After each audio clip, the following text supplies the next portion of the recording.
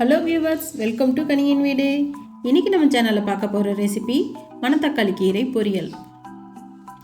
ஒரு சட்டியில் 2 ஸ்பூன் எண்ணெய் ஊற்றிக்கங்க. எண்ணெய் காஞ்சதும் கடுகு போட்டுக்கோங்க.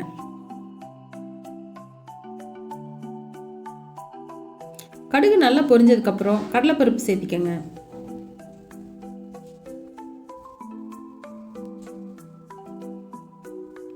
காரத்துக்கு தேவையான அளவு வரமிளகாய் சேர்த்திக்கங்க.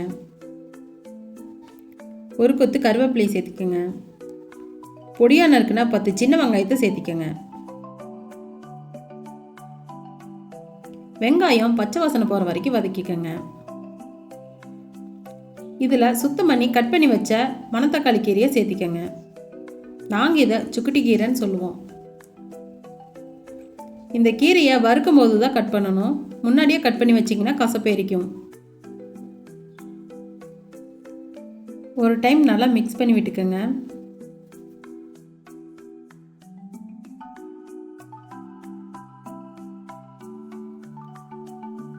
இந்த கீரையில் கொஞ்சமாக தண்ணி தெளித்து விட்டுக்கோங்க. இதை மூடி வச்சு 1 நிமிஷத்துக்கு குக் பண்ணி எடுத்துக்கலாம். இப்போ 1 நிமிஷம் ஆயிடுச்சு, பார்க்கலாம். பாருங்கள் கீரை எந்த அளவுக்கு வற்றி வந்திருக்குன்னு. எவ்வளோ கீரை போட்டோம், இவ்வளோ தான் இருக்குது. இப்போ கீரைக்கு தேவையான அளவு உப்பு சேர்த்திக்கலாம். கீரை இந்த அளவு வெந்ததுக்கப்புறம் தான் உப்பு சேர்த்தணும். முதலையே சேர்த்தனோம்னா நம்மளுக்கு கரெக்டான அளவு தெரியாது. நல்லா ஒரு டைம் மிக்ஸ் பண்ணி விட்டுக்கோங்க.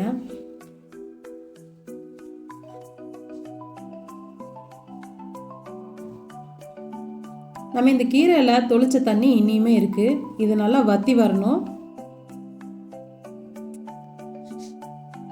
இது இனி 1 நிமிஷத்துக்கு வேகட்டும்.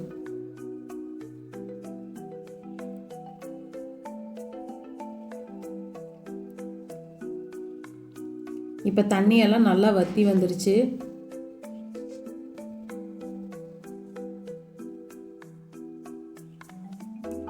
இதில் 1/4 மூடி துருவன தேங்காயை சேர்த்திக்கலாம். தேங்காய் கொஞ்சம் அதிகமாக சேர்த்திக்கங்க, அப்போ தான் டேஸ்ட் நல்லாயிருக்கும். அவ்வளோதான், டக்குன்னு சுக்குட்டி கீரை பொரியல் ரெடி ஆயிடுச்சு. இந்த கீரையை வாரத்தில் 1 முறையாவது சமைச்சு சாப்பிடுங்க. இது வாய்ப்புண்ணு, குடல் புண்ணு எல்லாத்துக்குமே கேட்கும். இந்த கீரையை பச்சையாக மென்று அதோட சாறு முழுங்கும்போது ஹீட்டுனால வாயில் வர புண்ணு ஒரே நாளில் ஆறிடும். நீங்களும் இந்த ரெசிபியை ட்ரை பண்ணி பார்த்துட்டு எப்படி இருக்குன்னு கமெண்ட்டில் சொல்லுங்கள். உங்களுக்கு இந்த வீடியோ பிடிச்சிருந்தா லைக் பண்ணுங்கள், ஷேர் பண்ணுங்கள். மறக்காமல் நம்ம சேனலை சப்ஸ்கிரைப் பண்ணிக்கோங்க. தேங்க்ஸ் ஃபார் வாட்சிங்.